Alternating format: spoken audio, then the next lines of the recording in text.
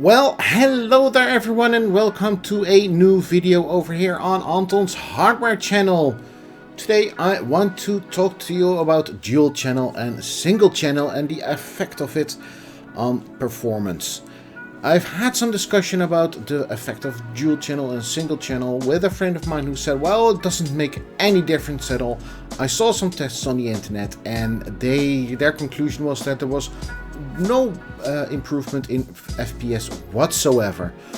So I pointed him out to the video I made earlier about the division and how much memory you should have for the optimal performance. And he said, well, you didn't do it right and you made some mistakes there, and as you can see in all these videos, there is absolutely no performance gain. So, well, I took up a bit of a challenge and I started to make a new video, and I did a lot of benchmarks again, because that's what I love. And well, let's check out those results.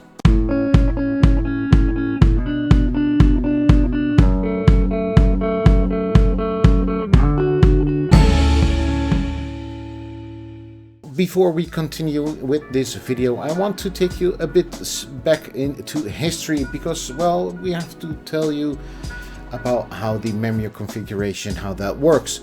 And back in the days, you had a memory module that was, or memory modules that was connected to your processor via the North Bridge, and it was only one channel. So then AMD came along and they came with the first 64 bits processor, and they said, well, we're going to increase those memory lanes to 2 memory lanes, because the idea was that if you have 2 memory lanes and each memory lane could address your memory banks, you would have, well, twice the memory speed if the memory was, well, stored in a optimal way. In reality, you never get an performance increase of 100%. So you might be wondering now, have you configured your memory correctly? Well, in order to find that out, you have to check your manual. If you have a motherboard that only has 2 memory slots and you have only 2 memory modules, because you need 2 memory modules in order to get the optimal effect for dual channel. If you have 2 slots and 2 memory, it's always dual channel. If you have 4 memory slots and only 2 memory modules, it's a bit more tricky. Check your manual, because there will be a picture something like this, and to say how you configure your memory correctly. If you don't, if you have misconfigured your memory, it may still run in single channel.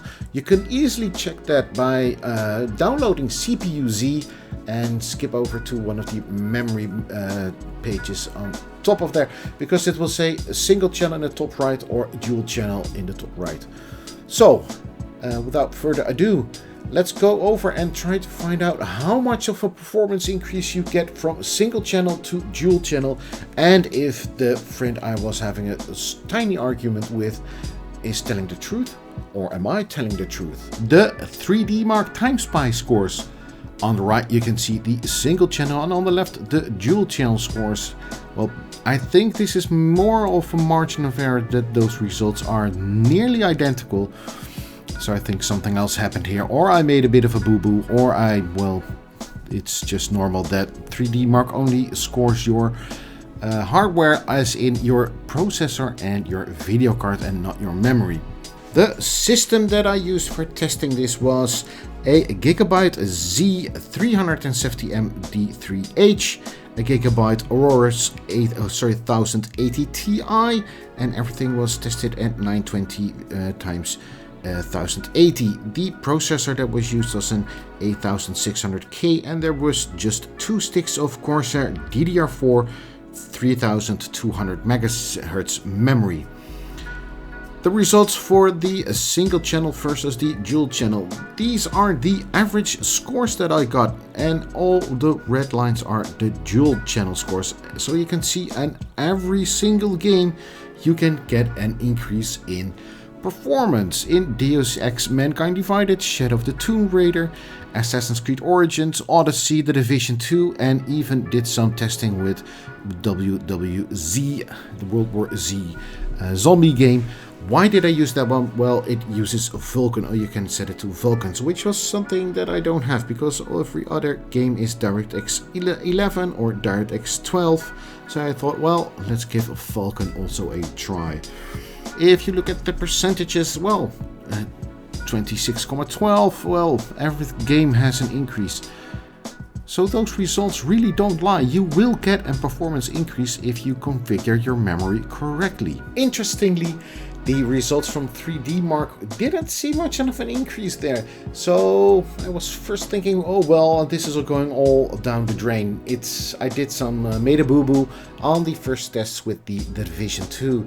But that wasn't the case. It seemed that only 3D Mark actually only measures your CPU and your video card, and the amount of memory or how the memory modules are connected really doesn't have an effect. So either the software is really good or I made a boo-boo somewhere.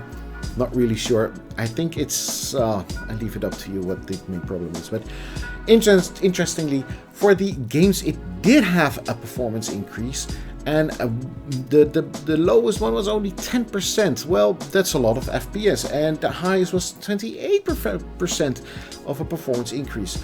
So, conclusion for today is configure your memory correctly and you get an instant performance boost without buying any new hardware. That's it for me for today. I hope you enjoyed this short video. I'll be making another one very soon. I hope to see you in that one for that one too. Please leave a like and don't forget to subscribe.